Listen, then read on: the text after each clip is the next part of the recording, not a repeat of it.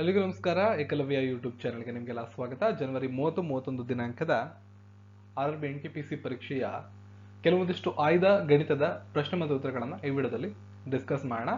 ಇಂದಿನಂತೆ GK ವಿಡಿಯೋಗಳು ನಿಮ್ಗೆ ಏನಾದ್ರು ಬೇಕು ಅಂದ್ರೆ ಅಥವಾ PDF ನೋಟ್ಸ್ಗಳು ಬೇಕು ಅಂದ್ರೆ ಡಿಸ್ಕ್ರಿಪ್ಷನ್ ಅಲ್ಲಿ ಫಸ್ಟ್ ಲಿಂಕ್ ಅನ್ನು ಕೊಟ್ಟಿದ್ದೀನಿ, ಅದನ್ನ ಕ್ಲಿಕ್ ಮಾಡಿ ಟೆಲಿಗ್ರಾಮ್ನ ಜಾಯ್ನ್ ಆಗಿ. ಅಲ್ಲಿ ನಿಮ್ಗೆ ಎಲ್ಲ GK ಸ್ಟಡಿ ಮೆಟೀರಿಯಲ್ಸ್ ಸಿಗುತ್ತೆ RRB ಪರೀಕ್ಷೆಗೆ ಸಂಬಂಧಪಟ್ಟಂತದ್ದು.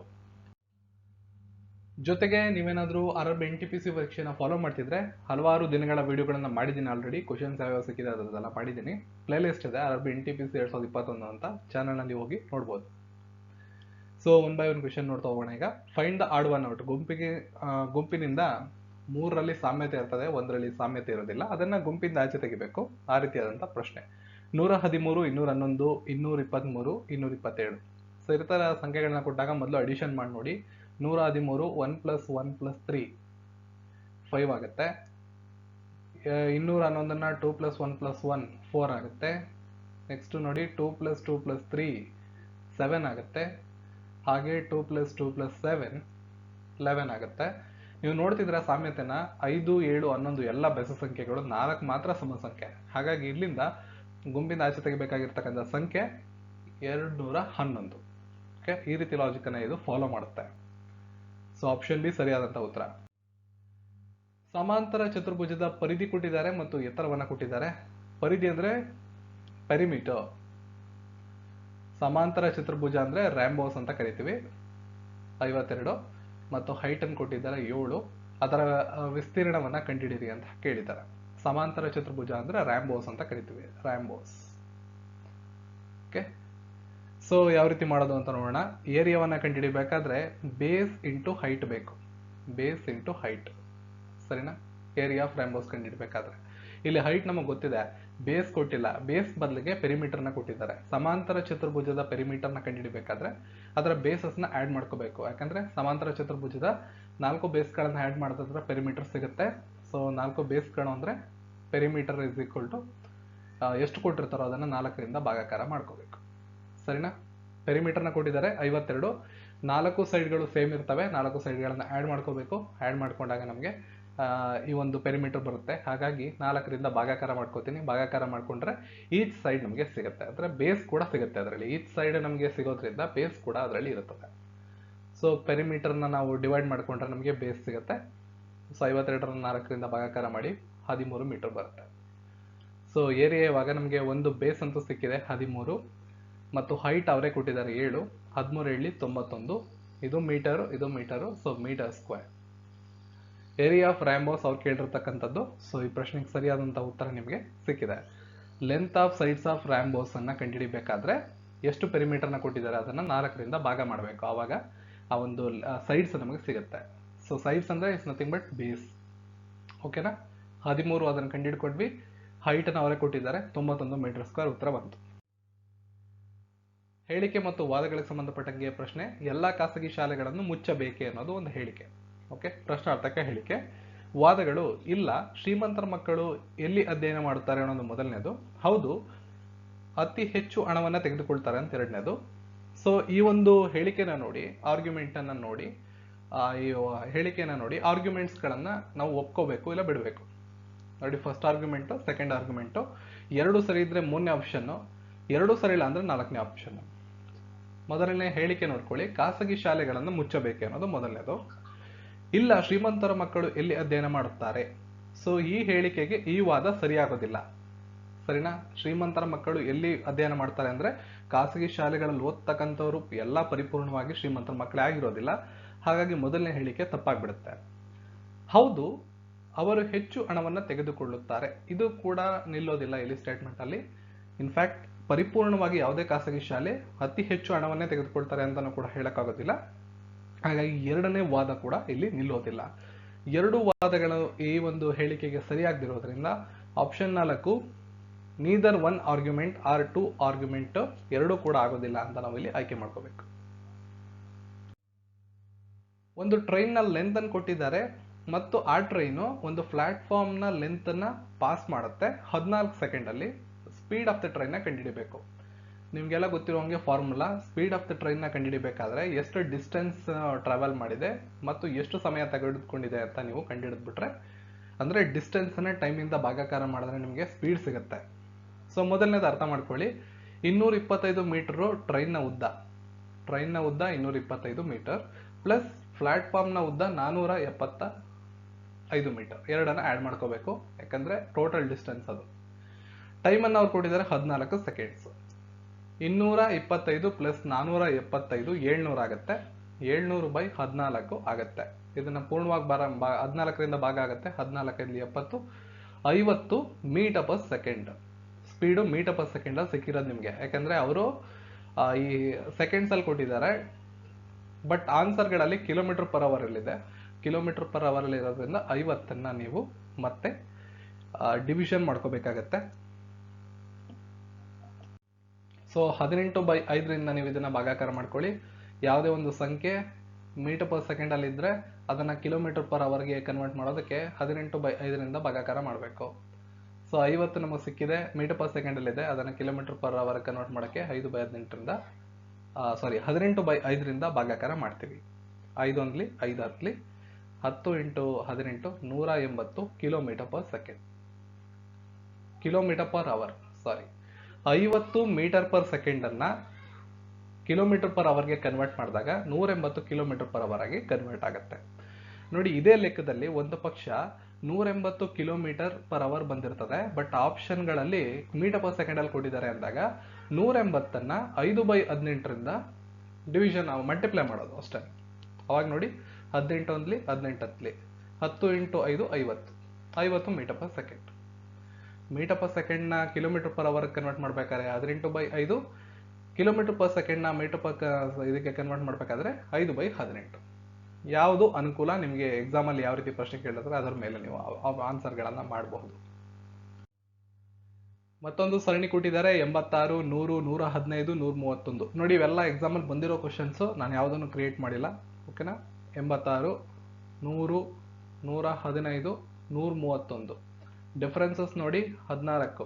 86ಕ್ಕೆ 14ನ್ನ ಕೊಡಿದ್ರೆ 100 ಬರುತ್ತೆ, ಆಮೇಲೆ 15, ಆಮೇಲೆ 16. ಸೊ ಒಂದು ಸಣ್ಣ ಕ್ಲೂ ನಿಮಗೆ ಗೊತ್ತಾಗಿದೆ, ಡಿಫ್ರೆನ್ಸಸ್ ಒಂದೊಂದು ಜಾಸ್ತಿ ಆಗ್ತಾ ಇದೆ ಅಷ್ಟೇ. ಸೊ ನೆಕ್ಸ್ಟ್ ಇಲ್ಲಿ 17 ಬರಬೇಕು. 131ಕ್ಕೆ 17ನ್ನ ಕೂಡಿ 148. ಸೊ ಆಪ್ಷನ್ 1 ಸರಿಯಾದಂಥ ಉತ್ತರ. ಬೋರ್ಡ್ ಅನ್ನೋದನ್ನ XQWTZ ಅಂತ ಕೋಡ್ ಮಾಡಿದ್ದಾರೆ. ಹಾಗಾದ್ರೆ ಮೋಲ್ಡ್ ಅನ್ನೋದನ್ನ ಯಾವ ರೀತಿ ಕೋಡ್ ಮಾಡ್ಬೋದು ಅಂತ ಕೇಳಿರ್ತಾರೆ. ಸೊ ಈ ಪ್ರಶ್ನೆಗೆ ನೀವು ಆನ್ಸರ್ ಅನ್ನ ಮಾಡ್ಕೋಬಹುದು. ಅದಕ್ಕೂ ಮುಂಚೆ ಇದಕ್ಕೂ ಇರ್ತಕ್ಕಂಥ ಸಂಬಂಧವನ್ನ ಕಂಡುಹಿಡ್ಕೊಳ್ಳಿ. ನೋಡಿ, ಬೋರ್ಡ್ BOARD ಯಾವ ರೀತಿ ಇಲ್ಲಿ ನೋಡೋಣ. ನಾವೀಗ ಫಸ್ಟ್ ಎಕ್ಸ್ ಅಲ್ಲಿ ಬಂದಿರತಕ್ಕಂಥ ನೋಡೋಣ, QWTZ. ಬಿ ಇಂದ ನಾವು 4 ಆಲ್ಫಾಬೆಟ್ ಹಿಂದೆ ಹೋದ್ರೆ ಎಕ್ಸ್ ಬರುತ್ತೆ. XYZA ಆಮೇಲೆ ಬಿ ಬರುತ್ತೆ, ಸರಿನಾ? ಅಂದ್ರೆ ಬಿ ಇಂದ 4 ಆಲ್ಫಾಬೆಟ್ನ ಮೈನಸ್ ಮಾಡ್ಕೊಂಡ್ರೆ ಎಕ್ಸ್ ಬರುತ್ತೆ. ಅದೇ ರೀತಿ ಓಗೆ 2 ಆಲ್ಫಾಬೆಟ್ನ ಆ್ಯಡ್ ಮಾಡ್ಕೊಂಡ್ರೆ ಕ್ಯೂ ಬರುತ್ತೆ. OPQ, ಸರಿನಾ? 2ನೇ ಆಲ್ಫಾಬೆಟ್. Next minus plus, -4 +2. ನೋಡಿ, ಈ ಒಂದು ಫಾರ್ಮೆಟ್ನ ಇದು ಫಾಲೋ ಮಾಡಿದೆ. ಮೊದಲನೇ ಆಲ್ಫಾಬೆಟ್ -4 ಆಗಿದೆ, 2ನೇ ಆಲ್ಫಾಬೆಟ್ +2. ಇದೇ ರೀತಿ ಆಲ್ಟರ್ನೇಟ್ ಆಗಿದೆ, -4 +2 -4 +2 ಈ ರೀತಿ ಆಗಿದೆ. ಅದೇ ರೀತಿ ನೀವು MOULDಗೆ -4 +2 ಮೊದಲನೇದೇನು ಇದಾಗಿದೆ, ಅದೇ ರೀತಿ ನೀವು ಆನ್ಸರ್ನ ಬರ್ಕೊಂಡ್ರೆ ನಿಮಗೆ ಆಲ್ಫಾಬೆಟ್ಸ್ ಸಿಗುತ್ತೆ. ಎಮ್ ಇಂದ 4ನೇ ಆಲ್ಫಾಬೆಟ್ಗೆ ಹೋಗಿ ವಾಪಸ್ಸು ನಿಮಗೆ ಆನ್ಸರ್ ಸಿಗ್ತಾ ಹೋಗುತ್ತೆ. 1 by 1 ಆನ್ಸರ್ ಮಾಡ್ಕೊಳ್ತಾ ಹೋಗ್ಬೋದು. ಸೊ IQQNZ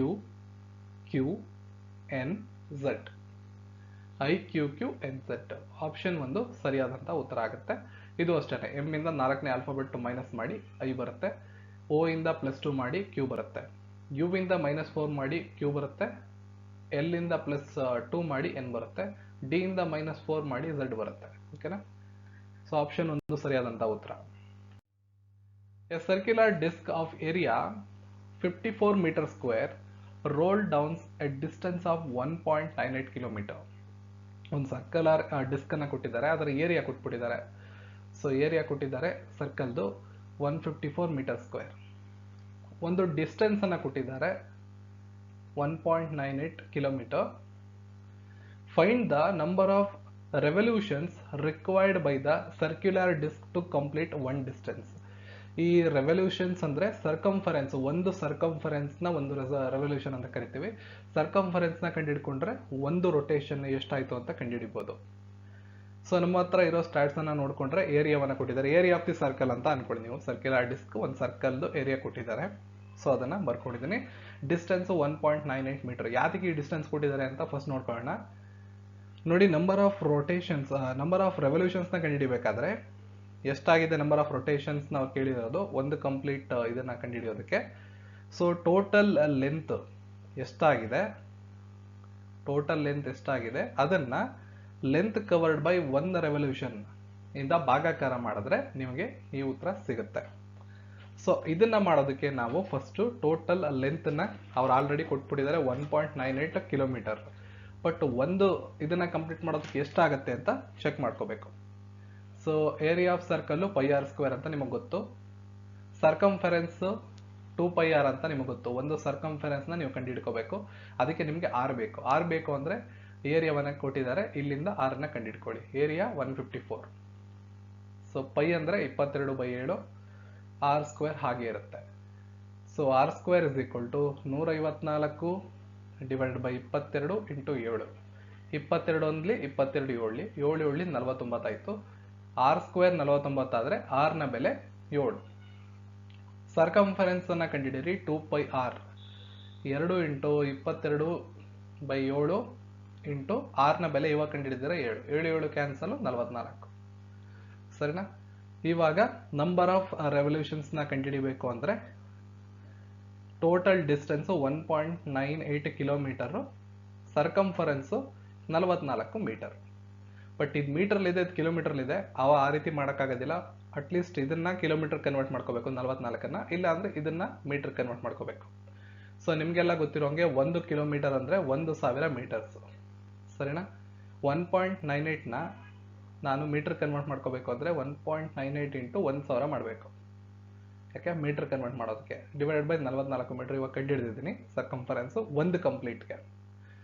ಸೊ 1980 ಬರುತ್ತೆ ಡಿವೈಡ್ ಬೈ 44. ಸೊ ಕ್ಲಿಯರ್ ಆಗಿ ಭಾಗ ಮಾಡಿದ್ರೆ 45ರಿಂದ ಸಂಪೂರ್ಣವಾಗಿ ಭಾಗ ಆಗುತ್ತೆ. ಆಪ್ಷನ್ 2 ಸರಿಯಾದಂತ ಉತ್ತರ. ಸೊ ನಂಬರ್ ಆಫ್ ರೆಸಲ್ಯೂಷನ್ಸ್ ಅವ್ರು ಕೇಳಿದ್ದಾರೆ. Find the number of resolution required by the circular disc to complete the distance. Distance ಅವ್ರು ಕೊಟ್ಟಿದ್ರು 1.98 ಕಿಲೋಮೀಟರ್. ಅದನ್ನ ಮೀಟರ್ ಕನ್ವರ್ಟ್ ಮಾಡ್ಕೊಂಡೆ 1980 ಮೀಟರ್ ಆಯ್ತು. ನೆಕ್ಸ್ಟ್ ನನಗೆ ಸರ್ಕಂಫರೆನ್ಸ್ ಬೇಕಿತ್ತು. ಸರ್ಕಂಫರೆನ್ಸ್ ಇಂದ ಡಿವೈಡ್ ಮಾಡಿದ್ರೆ, ಯಾಕಂದ್ರೆ ಒಂದು ಸರ್ಕಂಫರೆನ್ಸ್ ಅಂದ್ರೆ ಅದು ಕಂಪ್ಲೀಟ್ ಮಾಡ್ತಕ್ಕಂಥದ್ದು, ಅದರಿಂದ ಭಾಗಾಕಾರ ಮಾಡಬೇಕಿತ್ತು. ಸರ್ಕಂಫರೆನ್ಸ್ ನ ಫಾರ್ಮುಲಾ 2πr. ನನ್ಗೆ ಆರ್ ಬೇಕು, ರೇಡಿಯಸ್ ಗೊತ್ತಿರಲಿಲ್ಲ. ಬಟ್ ಅವ್ರು ಏರಿಯಾ ಕೊಟ್ಟಿದ್ರು. ಏರಿಯಾ 154.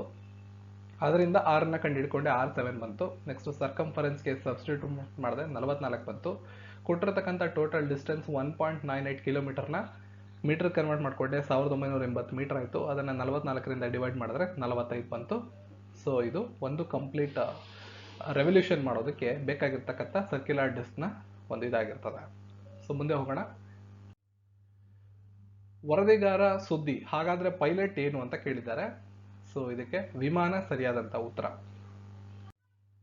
ಒಂದು ಟ್ರೈನ್ 30 ಕಿಲೋಮೀಟರ್ ಸ್ಪೀಡನ್ನ ಒಂದು ಟ್ರೈನ್ 30 ಕಿಲೋಮೀಟರ್ನ 90 ಕಿಲೋಮೀಟರ್ ಪ್ರತಿ ಗಂಟೆಯಲ್ಲಿ ಕವರ್ ಮಾಡುತ್ತೆ. ಅದೇ ರೀತಿ 300 ಕಿಲೋಮೀಟರ್ನ 150 ಕಿಲೋಮೀಟರ್ ಪ್ರತಿ ಗಂಟೆಯಲ್ಲಿ ಕವರ್ ಮಾಡುತ್ತೆ. ಹಾಗಾದ್ರೆ ಅವರೇಜ್ ಸ್ಪೀಡ್ ಅನ್ನ ಕಂಡುಹಿಡಿಯಿರಿ ಅಂತ ಹೇಳಿದ್ದಾರೆ. ಅವರೇಜ್ ಸ್ಪೀಡ್ ಅನ್ನ ಕಂಡುಹಿಡಿಬೇಕಾದ್ರೆ ಟೋಟಲ್ ಸ್ಪೀಡ್ ಅನ್ನ ಕಂಡುಹಿಡಿದ್ಬಿಟ್ಟು ಟೋಟಲ್ ಡಿಸ್ಟೆನ್ಸ್ ಕಂಡುಹಿಡಿದು ಟೋಟಲ್ ಸ್ಪೀಡ್ ಇಂದ ಡಿವೈಡ್ ಮಾಡಿದ್ರೆ ಉತ್ತರ ಸಿಗುತ್ತೆ. ಸ್ಪೀಡ್ ಡಿಸ್ಟೆನ್ಸ್ ಬೈ ಟೈಮ್ ಅವ್ರು ಆಲ್ರೆಡಿ ಕೊಟ್ಟಿದ್ದಾರೆ. ಎರಡನ್ನ ಇಂಡಿವಿಜುವಲ್ ಆಗಿ ಕೊಟ್ಟಿದ್ದಾರೆ. ಎರಡನ್ನ ಸಿಂಗಲ್ ಆಗಿ ಕಂಡುಹಿಡಿಯಿರಿ ಮತ್ತೆ ಉತ್ತರವನ್ನ ಬರೆದ್ಬಿಡಿ. ಸೂತ್ರ ಸಿಗುತ್ತೆ. ಸೊ ಇಲ್ಲಿ ನಾವು 300 ಕಿಲೋಮೀಟರ್ 90 ಅಂತ ಹೇಳಿದ್ದಾರೆ. ಸೊ ಫಸ್ಟ್ ಒನ್ ಇದೆ 300 ಕಿಲೋಮೀಟರ್ ಬೈ 90. ಸೊ ಮೊದಲು ಟೋಟಲ್ ಡಿಸ್ಟೆನ್ಸ್ ಅನ್ನ ಬರ್ಕೊಬಿಡಿ. ಟೋಟಲ್ ಡಿಸ್ಟೆನ್ಸ್ ಎಷ್ಟಿದೆ? Total distance 300 plus 300. ಇದರಲ್ಲಿ 300, ಇದರಲ್ಲೂ 300. ಯಾಕಂದ್ರೆ ಮೊದಲನೇದಲ್ಲಿ 300 ಕಿಲೋಮೀಟರ್ನ 90 ಕಿಲೋಮೀಟರ್ ಅಲ್ಲಿ ಚಲಿಸ್ತಾರೆ. ಎರಡನೇದಲ್ಲಿ 300 ಕಿಲೋಮೀಟರ್ ಡಿಸ್ಟೆನ್ಸ್ ಸೇಮ್ ಇದೆ. 300 ಪ್ಲಸ್ 300 600. ಇದು 600 ಕಿಲೋಮೀಟರ್ ಟೋಟಲ್ ಡಿಸ್ಟೆನ್ಸ್. ನೆಕ್ಸ್ಟ್ ನನಗೆ ಟೋಟಲ್ ಸ್ಪೀಡ್ ಬೇಕು. ಟೋಟಲ್ ಸ್ಪೀಡ್ ಕಂಡುಹಿಡಿಯೋದಕ್ಕೆ ಮೊದಲನೇದು ಸ್ಪೀಡ್ ಎಷ್ಟು? 300 ಡಿವೈಡೆಡ್ ಬೈ 90. ಪ್ಲಸ್ ಎರಡನೇದು 300 ಡಿವೈಡೆಡ್ ಬೈ 150. ಓಕೆನಾ? ಒಂದೊಂದು ಮಾಡೋ ಬದಲು ಎರಡೆರಡು ಮಾಡ್ತಾ ಇದೀವಿ ಅಷ್ಟೇ. Formula same, speed is equal to distance by time. ಮೊದಲನೇದು ಡಿಸ್ಟೆನ್ಸ್, ಟೈಮ್ 90 ಕೊಟ್ಟಿದ್ದಾರೆ, ಅದನ್ನು ಅಪ್ಲೈ ಮಾಡ್ಕೋತಾ ಇದ್ದೀನಿ ಅಷ್ಟೇ. ಸೊ ಸಿಂಪ್ಲಿಫೈ ಮಾಡಿದ್ರೆ ನಿಮಗೆ 10/3 ಬರ್ತದೆ, ಪ್ಲಸ್ 2 16/3. ಈಗ ಟೋಟಲ್ ಸ್ಪೀಡನ್ನು ಅವ್ರು ಕೇಳಿರೋದು ಅವರೇಜ್ ಸ್ಪೀಡನ್ನು ಕಂಡುಹಿಡಿಬೇಕಾದ್ರೆ total distance divided by total speed ಮಾಡಬೇಕು. Total distance 600, total speed 16/3. So 600 × 3 divide by 16. ಇದನ್ನು ಸಿಂಪ್ಲಿಫೈ ಮಾಡ್ಕೊಳ್ಳಿ, ನಿಮಗೆ ಆನ್ಸರ್ ಸಿಗುತ್ತೆ. ಸೊ ಇಲ್ಲಿ 2ರಿಂದ ಭಾಗ ಮಾಡೋಣ, 8 300, ಮತ್ತೆ 2ರಿಂದ ಹೋಗುತ್ತೆ 4 150, ಮತ್ತೆ 2ರಿಂದ ಹೋಗುತ್ತೆ 2 75. 75 3ಲಿ 225 ಆಗುತ್ತೆ. 225 divided by 2 km/h average speed. ನೋಡಿ, 2 ಬೇರೆ ಬೇರೆ ಕಂಡೀಷನ್ಸ್ನ ಕೊಟ್ಟಿದ್ದಾರೆ. ಒಂದು ಟ್ರೈನ್ 30 ಕಿಲೋಮೀಟರ್ನ 90 km/h ಸ್ಪೀಡಲ್ಲಿ ಚಲಿಸುತ್ತೆ ಅಂತ ಒಂದು ಕಂಡೀಷನ್ ಕೊಟ್ಟರು. ಮತ್ತೆ ನೆಕ್ಸ್ಟ್ 300 ಕಿಲೋಮೀಟರ್ನ ಮತ್ತೆ 150 ಕಿಲೋಮೀಟರ್ ತಗೊಂಡು ಇನ್ನೊಂದು ಡೆಸ್ಟಿನೇಷನ್ನ ತಲುಪುತ್ತೆ. ಹಾಗಿದ್ರೆ ಇದನ್ನ ತೆಗೆದುಕೊಂಡು ಅವರೇಜ್ ಸ್ಪೀಡನ್ನು ಕಂಡುಹಿಡಿಯಿರಿ ಅಂತ ಹೇಳಿದ್ರು. Speed is equal to distance by time ಅಂತ ನಮ್ಗೆ ಗೊತ್ತು. ಟೋಟಲ್ ಡಿಸ್ಟೆನ್ಸ್ ಎಷ್ಟು? ಮೊದಲನೇ ಟ್ರೈನ್ ಚಲಿಸಿದಾಗ 300, ಎರಡನೇ ಟ್ರೈನ್ ಚಲಿಸಿದಾಗ 300 + 300 600 ಆಯಿತು. ಸರಿನಾ? ಟೋಟಲ್ ಸ್ಪೀಡನ್ನು ಕಂಡುಹಿಡ್ಕೋಬೇಕಿತ್ತು, ಯಾಕಂದರೆ ನನಗೆ ಡಿಸ್ಟೆನ್ಸ್ ಬೈ ಟೈಮು ಇಲ್ಲಿ ಅವರೇಜ್ ಕೇಳಿರೋದ್ರಿಂದ total distance by total time ಕಂಡುಹಿಡಿಬೇಕಷ್ಟೇ. ಟೋಟಲ್ ಡಿಸ್ಟೆನ್ಸು 300 + 300 600 ಆಗೋಯ್ತು. ಟೋಟಲ್ ಟೈಮ್ ಕಂಡುಹಿಡಿಬೇಕಲ್ಲ, ಟೋಟಲ್ ಟೈಮ್ ಕಂಡುಹಿಡಿಯೋದಕ್ಕೆ ಮೊದಲನೇ ಕಂಡೀಷನಲ್ಲಿ ಡಿಸ್ಟೆನ್ಸ್ ಬೈ ಸ್ಪೀಡ್ ಆಯಿತು. Distance 300, speed 90. ಅದೇ ರೀತಿ ಎರಡನೇ ಕಂಡೀಷನಲ್ಲಿ ಡಿಸ್ಟೆನ್ಸ್ 300, ಸ್ಪೀಡು 150 ಮಾಡ್ಕೊಂಡಾಗ 16/3 ಬಂತು. ಅವರೇಜ್ ಸ್ಪೀಡನ್ನು ಕಂಡುಹಿಡಿಯೋದಕ್ಕೆ total distance by total time ಇಲ್ಲಿ ಮೆನ್ಷನ್ ಮಾಡಿದ್ದೀನಿ. ಸೊ ಕಂಡುಹಿಡಿದಿದ್ದೀನಿ. ಫೈನಲಿ ನನಗೆ 225/2 km/h ಆನ್ಸರ್ ಬರ್ತಾ ಇದೆ. Find odd one out. ಗುಂಪಿಗೆ ಸೇರದಂಥ ಪದ ಅಥವಾ 3ರಲ್ಲಿ ಸಾಮ್ಯತೆ ಇರುತ್ತೆ, ಅದನ್ನು ಗುರುತಿಸ್ಬಿಟ್ಟು ಯಾವುದರಲ್ಲಿ ಆ ಸಾಮ್ಯತೆ ಇಲ್ಲ ಅದನ್ನು ಗುಂಪಿಂದ ಆಚೆ ತೆಗಿಬೇಕು. ಇಲ್ಲಿ ಯಾವ ರೀತಿ ಕೋಡ್ ಮಾಡಿದ್ದಾರೆ ನಾವು ನೋಡೋಣ. ಸಿ, ಬಿ ಮತ್ತು ಇ ಯಾವ ರೀತಿ ಆಗುತ್ತೆ ಅಂತ ಒಂದ್ಸಲ ನೋಡೋಣ. ಸೊ ಆಲ್ಫಾಬೆಟ್ಸ್ ನೋಡಿ, -1 +3 ಫಾಲೋ ಮಾಡ್ತಾ ಇದೆ. -1 ಅಂದರೆ ಸಿ ಆದಮೇಲೆ ಒಂದು ಆಲ್ಫಾಬೆಟ್ನ ಬಿಟ್ಟರೆ ಬಿ ಬರುತ್ತೆ. ಬಿ ಇಂದ 3 ಆಲ್ಫಾಬೆಟ್ ಇ ಬರುತ್ತೆ. ಬಿ ಆದಮೇಲೆ ಸಿ, ಡಿ, ಆಮೇಲೆ ಇ, 3ನೇ ಆಲ್ಫಾಬೆಟ್. ಇದನ್ನು ಉಳಿದವು ಫಾಲೋ ಮಾಡ್ತಾವ ನೋಡಿ. U, T, U -1 +3. ಅದೇ ರೀತಿ ಇದು ಫಾಲೋ ಮಾಡ್ತಾ ನೋಡಿ, ಟಿ, ಎಸ್, ಯು.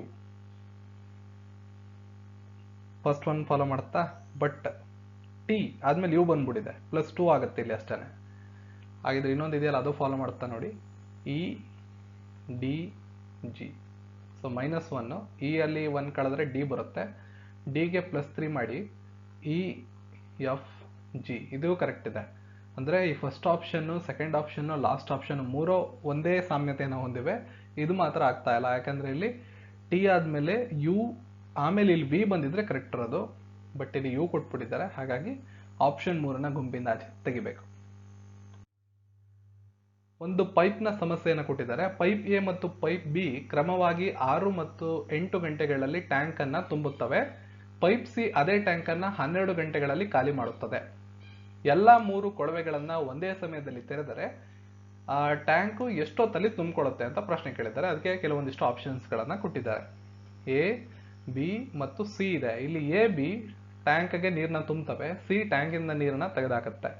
ಇವು 3 ಕೊಳವೆಗಳನ್ನ ಒಂದೇ ಸಮಯದಲ್ಲಿ ತೆರೆದ್ರೆ ಟ್ಯಾಂಕು ಎಷ್ಟು ಬೇಗ ತುಂಬುತ್ತೆ ಅಂತ ಪ್ರಶ್ನೆ ಕೇಳಿದ್ದಾರೆ. ಅದಕ್ಕೆ ಒಂದು ಕಾನ್ಸೆಪ್ಟ್ ಇದೆ, ಆ ಕಾನ್ಸೆಪ್ಟ್ ಅನ್ನ ನಾವೀಗ ನೋಡೋಣ. ನೋಡಿ, ಎಕ್ಸ್ ಗಂಟೆಯಲ್ಲಿ ಒಂದು ಟ್ಯಾಂಕ್ಗೆ ಪೈಪ್ನಿಂದ ನೀರನ್ನ ತುಂಬಿದ್ರೆ 1 ಗಂಟೆಯಲ್ಲಿ ಟ್ಯಾಂಕ್ನ 1/x ಭಾಗದಿಂದ ನೀರು ತುಂಬುತ್ತೆ ಅನ್ನೋದು ಕಾನ್ಸೆಪ್ಟ್. ಸೊ ನಿಮ್ಗೆ ಆಲ್ರೆಡಿ ಗೊತ್ತು, ಎ 6, ಬಿ 8 ಮತ್ತು ಸಿ 12 ಅಂತ ಗಂಟೆಗಳು. ಎ 6 ಗಂಟೆ, ಬಿ 8 ಗಂಟೆ, ಸಿ 12 ಗಂಟೆ. ಇವೆರಡು ಕೂಡ್ತವೆ, ಇದು ಕಳೆಯುತ್ತೆ. ಸರಿನಾ? ಪೈಪ್ ಎ ಟ್ಯಾಂಕ್ನ 1/6ನೇ ಭಾಗವನ್ನು 1 ಗಂಟೆಯಲ್ಲಿ ತುಂಬಬಹುದು. ಇದನ್ನು ಯಾವ ರೀತಿ ಬರ್ಕೊಂಡೆ? ಈ ಮೇಲ್ಗಡೆ ಕಾನ್ಸೆಪ್ಟ್ ಇಂದ ಬರ್ಕೊಂಡಿರ್ತಕ್ಕಂಥದ್ದು. ಸೊ ಟೋಟಲ್ 6 ಗಂಟೆ ಅಂತ ಕೊಟ್ಟಿದ್ದಾರೆ. ಪೈಪ್ ಎ ಟೋಟಲ್ 6 ಗಂಟೆ, ಬಟ್ 1 ಗಂಟೆಯಲ್ಲಿ ತುಂಬಬಹುದಾದಂತಹ 1/, ಎಷ್ಟು ಅಂತ ಹೇಳಿದ್ರೆ 1/6 ಭಾಗವನ್ನು 1 ಗಂಟೆಯಲ್ಲಿ ತುಂಬಬಹುದು ಅಂತ ನಾನೀಗ ಮೆನ್ಷನ್ ಮಾಡ್ಕೋತೀನಿ. ಸೊ 1/6 ಅಲ್ಲಿ ಪೈಪ್ ಎ ತುಂಬೋದು 1 ಗಂಟೆಯಲ್ಲಿ. ಅದೇ ರೀತಿ 1/8 ವರ್ಕಲ್ಲಿ ಮಾಡ್ತೀವಲ್ಲ ಅದೇ ರೀತಿ, ಒಂದು ದಿನಕ್ಕೆ ಇಳಿಸ್ಕೋತೀವಲ್ಲ ಅದೇ ರೀತಿ 1 ಗಂಟೆಗೆ ಇಳಿಸ್ಕೊಂಡಿದ್ದೀನಿ. -1/12. ಈ ಮೈನಸ್ ಯಾಕೆ ಬರ್ಕೊಂಡೆ, ಇವೆರಡು ಪ್ಲಸ್ ಯಾಕೆ ಅಂದರೆ ಟ್ಯಾಂಕ್ ಎ ಮತ್ತು ಟ್ಯಾಂಕ್ ಬಿಗೆ ನೀರನ್ನ ತುಂಬುತ್ತಿದ್ದೀವಿ, ಟ್ಯಾಂಕ್ ಸಿ ಇಂದ ನೀರನ್ನ ಹೊರಗಡೆ ಬಿಡ್ತಿದ್ದೀವಿ, ಹಾಗಾಗಿ ಮೈನಸ್. 6, 8, 12 LCM ತಗೊಳ್ಳಿ, 12 ಬರುತ್ತೆ. 24 LCM ಬರುತ್ತೆ. 6, 8 ಮತ್ತು 12ರ LCM ಬೇಕಾದ್ರೆ ನೀವು ಅದನ್ನು ಮಾಡ್ಕೊಂಡು ನೋಡ್ಬೋದು. 24 LCM ಬರುತ್ತೆ. 4 + 3 - 2. 4 + 3 7, 7ರಲ್ಲಿ 2 ಹೋದ್ರೆ 5. 5/24 ಆಯ್ತು. ಸೊ 5/24 ಭಾಗ ತುಂಬುತ್ತೆ. ಸೊ ಅದು ಮತ್ತೆ ಅದನ್ನ ಟ್ಯಾಂಕ್ನ ಒಂದು ದಿನಕ್ಕೆ ತಂದ್ಕೊಂಡ್ರೆ ನಾವು 1/5/24 ಆಗುತ್ತೆ. ಆವಾಗ ಟೋಟಲ್ 24/5 ಆಯ್ತು. 24/5 ಗಂಟೆಗಳು ಅಂತ ನಾವು ಆನ್ಸರ್ನ ಬರಿಬೋದು. ಬಟ್ ಆಪ್ಷನ್ ಅಲ್ಲಿ ಅವರು ನಿಮಿಷಗಳಲ್ಲಿ ಆನ್ಸರ್ನ ಕೊಟ್ಟಿರೋದ್ರಿಂದ 24/5 ನಿಮಿಷಗಳ ಕನ್ವರ್ಟ್ ಮಾಡ್ಕೊಳ್ಳಿ. ನಿಮಿಷಗಳ ಕನ್ವರ್ಟ್ ಮಾಡ್ಕೊಳ್ಳೋದಕ್ಕೆ 1 ಗಂಟೆಗೆ 60 ನಿಮಿಷ ಆಗಿರೋದ್ರಿಂದ 60ರಿಂದ ಮಲ್ಟಿಪ್ಲೈ ಮಾಡಿ. ಸೊ 5 1 5, 5 2 24 × 12 ಮಾಡಿದರೆ ನಿಮಗೆ 288 ನಿಮಿಷಗಳು ಬರ್ತವೆ. 288 ನಿಮಿಷಗಳು. ಅವರ ಆಪ್ಷನ್ಗಳಲ್ಲಿ 4 ಗಂಟೆ 48 ನಿಮಿಷನ ಕೊಟ್ಟಿದ್ದಾರೆ. ಸೊ 288 ನಿಮಿಷ ಅಂದರೆ ನೋಡಿ, 60 × 4 ಅಂದರೆ 240. 240ನ್ನ 4 ಗಂಟೆ ಅಂತ ಬರ್ಕೊಂಡಿದ್ದಾರೆ. ಇನ್ನು ಉಳ್ಕೊಂಡಿರೋದು 288ರಲ್ಲಿ 240 ಹೋದ್ರೆ 44, ಅದು 44 ನಿಮಿಷ. ಸಾರಿ 48 ನಿಮಿಷಗಳು. ಇಷ್ಟು ಉತ್ತರ. ಇದನ್ನ ಸಿಂಪ್ಲಿಫೈ ಮಾಡಿ ಅಂತ ಕೇಳಿದ್ದಾರೆ. 5 × 0.0005 × 0.0005 × 500. ಇದನ್ನ ಯಾವ ರೀತಿ ಬೇಕಾದ್ರೂ ಮಾಡ್ಬೋದು. ಇದಕ್ಕೆ ಸ್ಪೆಸಿಫಿಕ್ ಆಗಿ ಇದೇ ಒಂದು ರೂಲ್ನ ಅಪ್ಲೈ ಮಾಡಬೇಕು ಅಂತಿಲ್ಲ. ನಾನು ನನ್ನ ಮೆಥಡಲ್ಲಿ ಮಾಡ್ತೀನಿ ನೋಡಿ. 5 × ಈ 5 ಇದೆಯಲ್ಲ, ಅದನ್ನ ಸೊನ್ನೆಗಳ ಸಂಖ್ಯೆಯನ್ನು ಚೇಂಜ್ ಮಾಡ್ಕೋತೀನಿ. 5 ಹಾಗೆ ಬರ್ಕೋತೀನಿ. 10⁻³ ಇಲ್ಲಿ ಪಾಯಿಂಟ್ ಇಲ್ಲಿದೆ, ನಿಮ್ಗೆ ಬಲಕ್ಕೆ ಬರ್ತಿದ್ದಂಗೆ ಮೈನಸ್ ಆಗುತ್ತೆ. 1 2 3 10⁻³ ಇಂಟು ಇಲ್ಲಿ 10⁻⁻4 ಆಗುತ್ತೆ, ಯಾಕಂದ್ರೆ 1 0 ಜಾಸ್ತಿ ಇದೆ ಇಲ್ಲಿ, ಇಂಟು 500. ಈ 10⁻³ ಅಂದ್ರೂ ಒಂದೇನೆ, 1/1000 ಅಂದ್ರೂ ಒಂದೇನೆ. ಯಾಕಂದ್ರೆ 10⁻³ ಅಂದ್ರೆ ರೆಸಿಪ್ರೋಕಲ್ ಮಾಡಿದ್ರೆ 1/10⁻³ ಅಂತ. 1/10⁻³ ಅಂದ್ರೆ 1000 ಅಂತ. ಸೊ ಇವಾಗ ಏನಾಗುತ್ತೆ, 5 × 5/1000 ಇಂಟು 5/10,000 ಇಂಟು 500 ಆಗುತ್ತೆ. ಓಕೆನಾ? ಇದನ್ನ ಆದಷ್ಟು ಸಿಂಪ್ಲಿಫೈ ಮಾಡಿದ್ರೆ ನಿಮಗೆ ಆನ್ಸರ್ ಸಿಗುತ್ತೆ. ಮೊದಲಿಗಿಂತ ಸುಲಭ, ದಶಮಾಂಶಗಳಲ್ಲಿದ್ದಕ್ಕಿಂತ ಸುಲಭ ಆಗುತ್ತೆ ಇವಾಗ. ಸೊ ಇಲ್ಲೆರಡು 0 ಇದೆ, ಇಲ್ಲೆರಡು 0 ಕ್ಯಾನ್ಸಲ್ ಮಾಡ್ಕೋತೀನಿ. ಇಲ್ಲಿರೋ 5ರಿಂದ 5 2 ಸಲ ಭಾಗ ಮಾಡ್ಕೋತೀನಿ. ಅದೇ ರೀತಿ ಇನ್ನಷ್ಟು ಸಿಂಪ್ಲಿಫಿಕೇಶನ್ಸ್ನ ಟ್ರೈ ಮಾಡಿ ನೋಡಿ. 5 2 2000 ಉಳ್ಕೋತೀಗ. ಮತ್ತೆ 5 4 400 ಉಳ್ಕೋತು. ಸೊ 5 80 ಉಳ್ಕೋತು. ಸೊ 1/80 × 2 160 ಉಳ್ಕೋತು. ಸೊ 1 0 ಹಾಕಿ 10 ಆಗತ್ತೆ, ಆಗೋದಿಲ್ಲ. ಇನ್ನೊಂದು 0 ಹಾಕಿ 100 ಆಗತ್ತೆ, ಆಗೋದಿಲ್ಲ.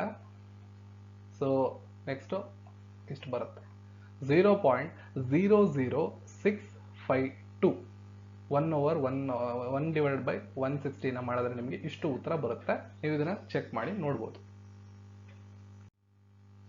ಸೊ ಇದಾಗಿತ್ತು ಇಂದಿನ ವಿಡಿಯೋ. ನಿಮ್ಗೆ ಏನಾದ್ರು ಡೌಟ್ಸ್ ಇದ್ರೆ ಕಾಮೆಂಟ್ ಸೆಕ್ಷನ್ ಅಲ್ಲಿ ತಿಳಿಸ್ಬೋದು. ಪ್ರಶ್ನೆಗಳಿದ್ರು ಕೂಡ ಕಾಮೆಂಟ್ ಸೆಕ್ಷನ್ ಅಲ್ಲಿ ತಿಳಿಸಿ. ಅದಕ್ಕೆ ಸರಿಯಾದಂಥ ಉತ್ತರ ಸಿಕ್ಕಿದ್ರೆ ನಾನು ಅದನ್ನು ಆ್ಯಡ್ ಮಾಡೋಕ್ಕೆ ಟ್ರೈ ಮಾಡ್ತೀನಿ.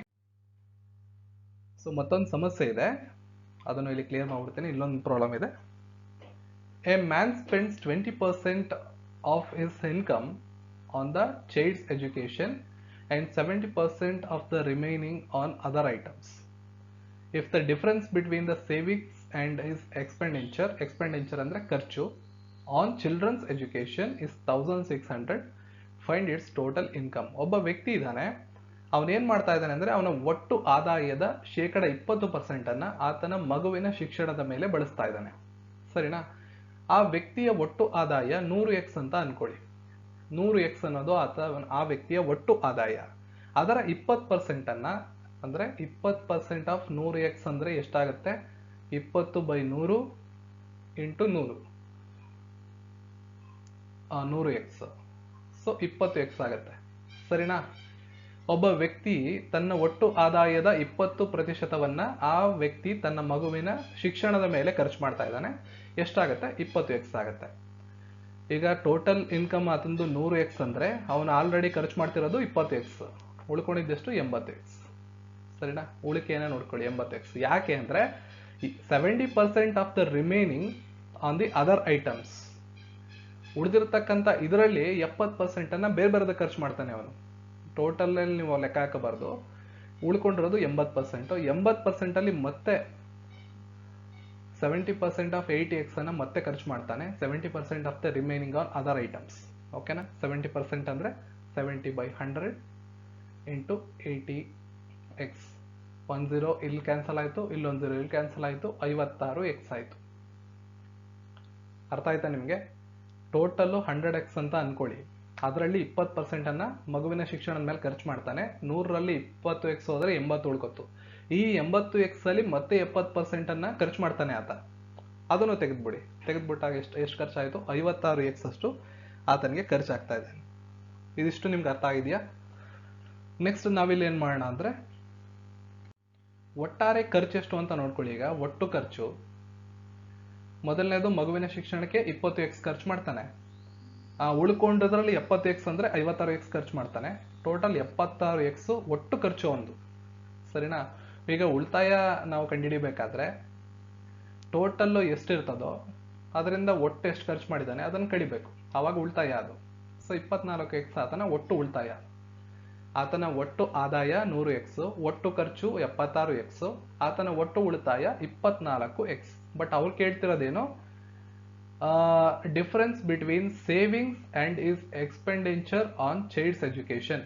ವ್ಯತ್ಯಾಸವನ್ನ ಕೇಳ್ತಿದ್ದಾರೆ ಯಾವುದರ ನಡುವೆ? ಆತನ ಸೇವಿಂಗ್ಸ್ ಎಷ್ಟು? 24x ಆತನ ಸೇವಿಂಗ್ಸ್, ಮತ್ತು his expenditure on child education, ಆತನ ಮಗುವಿನ ಎಜುಕೇಶನ್ ಮೇಲೆ ಖರ್ಚು ಮಾಡ್ತಿರ್ತಕ್ಕಂಥದ್ದು 20x. ನಾವು ಆಲ್ರೆಡಿ ಕಂಡುಹಿಡಿದಿದ್ದೀವಿ ಇಲ್ಲಿ, ಸರಿನಾ? ಅದರ ವ್ಯತ್ಯಾಸವನ್ನ ಕೇಳ್ತಾ ಇದ್ದಾರೆ. 24ರಲ್ಲಿ 20 ಕಳೆದ್ರೆ 4x ಬರುತ್ತೆ. ಸೊ 4x ಅವ್ರು ಕೊಟ್ಟಿದ್ದಾರೆ. ಮುಂದುವರೆದು ನೀವು ಇಲ್ಲಿ ನೋಡ್ಬೋದು, ಅದರ ಬೆಲೆ 1600.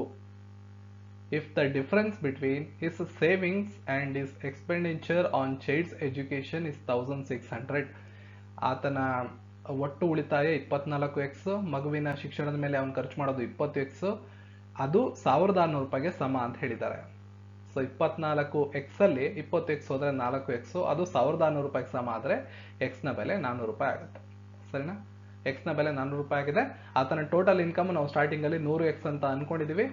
So 100x is equal to 100 into x ನ ಬೆಲೆ 400, ಒಟ್ಟಾರೆಯಾಗಿ 40,000 ರೂಪಾಯಿ ಆತನ ಒಟ್ಟು ಆದಾಯ ಆಗಿರುತ್ತೆ. ಪ್ರಶ್ನೆನ ಮತ್ತೊಮ್ಮೆ ಅರ್ಥ ಮಾಡ್ಕೊಳ್ಳಿ. ಒಬ್ಬ ಮನುಷ್ಯನ ಒಟ್ಟು ಆದಾಯದಲ್ಲಿ 20% ಅನ್ನ ಆತನ ಮಗುವಿನ ಶಿಕ್ಷಣದ ಮೇಲೆ ಖರ್ಚು ಮಾಡ್ತಾನೆ. ನಂತರ ಉಳಿದಂತಹ ಹಣದಲ್ಲಿ 70% ಅನ್ನ ಖರ್ಚು ಮಾಡ್ತಾನೆ. ಈಗ ಒಟ್ಟಾರೆ ಖರ್ಚನ್ನ ಕಂಡುಹಿಡಿಯೋದಕ್ಕೆ ನಾವೇನ್ ಮಾಡಿದ್ವಿ? ಆತನ ಒಟ್ಟು ಆದಾಯ 100x ಅಂತ ಅನ್ಕೊಂಡ್ವಿ.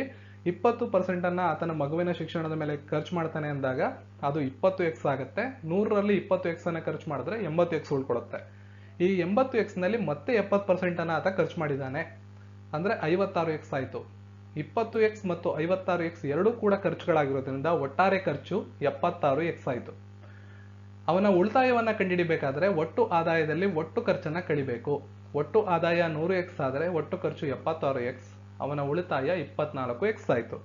ಪ್ರಶ್ನೆ ಅವರು ಅದನ್ನ ಕೇಳಿರ್ಲಿಲ್ಲ. ಅವ್ರು ಇನ್ನೊಂದು ಕ್ಲೂವನ್ನು ಏನ್ ಕೊಟ್ಟಿದ್ರು ಅಂದ್ರೆ ಅವನ ಒಟ್ಟು ಸೇವಿಂಗ್ಸ್ ಮತ್ತು ಮಗುವಿನ ಶಿಕ್ಷಣದ ಮೇಲೆ ಅವನು ಖರ್ಚು ಮಾಡಿದಂತಹ ವ್ಯತ್ಯಾಸ 1600 ರೂಪಾಯಿ ಇದೆ ಅಂತ ಕೇಳಿದ್ರು.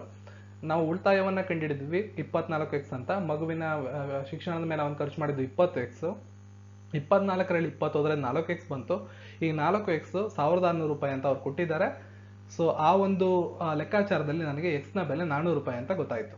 x ನ ಬೆಲೆ 400 ರೂಪಾಯಿ ಅಂತ ಗೊತ್ತಾದ ತಕ್ಷಣ ಆತನ ಟೋಟಲ್ ಇನ್ಕಮ್ ಅನ್ನು ಅವ್ರು ಕೇಳಿದ್ರು. ನಾವು ಸ್ಟಾರ್ಟಿಂಗ್ ಅಲ್ಲಿ 100x ಆತನ ಇನ್ಕಮ್ ಅಂತ ಅನ್ಕೊಂಡಿದ್ವಿ. x ಜಾಗಕ್ಕೆ 400 ರೂಪಾಯಿ ಹಾಕಿದೆ, 40,000 ರೂಪಾಯಿ ನಿಮಗೆ ಉತ್ತರ ಬಂದಿದೆ.